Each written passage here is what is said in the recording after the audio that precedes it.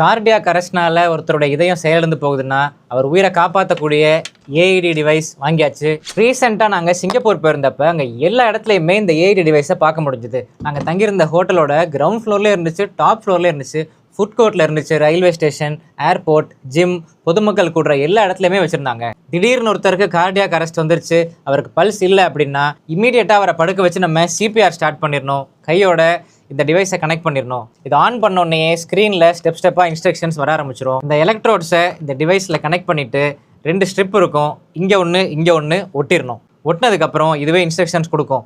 20 செகண்ட்ஸில் இசிஜியை ரெக்கார்ட் பண்ணும். உண்மையாலுமே அவருக்கு கார்டியாக் அரெஸ்ட்னால இதய துடிப்பு நின்று இருந்துச்சு அப்படின்னா அடுத்த ஸ்டெப் என்ன பண்ணணும்? Electric shock. அதை இதுவே சொல்லிடும். சப்போஸ் அவர் பசி மயக்கத்தினால விழுந்திருக்காரு, லோ ப்ரெஷர்னால விழுந்திருக்காரு, அவர் கார்டியாக் அரெஸ்ட் இல்லை அப்படின்னா அதுவே சொல்லிடும் அவருக்கு பிரச்சனை இல்லை, தேவையில்லை இந்த டிவைஸ் அப்படின்னு சொல்லிடும். ஸோ நல்லா இருக்கிற ஒரு மனுஷன் மயக்க போட்டு விழுந்துட்டாரு, அவருக்கு தப்பாக இந்த எலக்ட்ரிக் ஷாக் கொடுத்துட்டோமோ அப்படிங்கிற பிரச்சனை வரதுக்கு வாய்ப்பே இல்லை.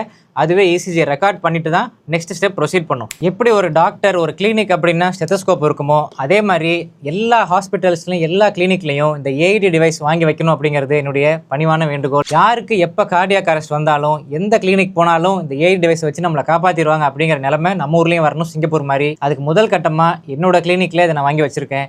காலையில் 9 மணிலேருந்து ராத்திரி 9 மணி வரைக்கும் சுற்றி உள்ள மக்கள் யாருக்கு எப்போ கார்டியாக்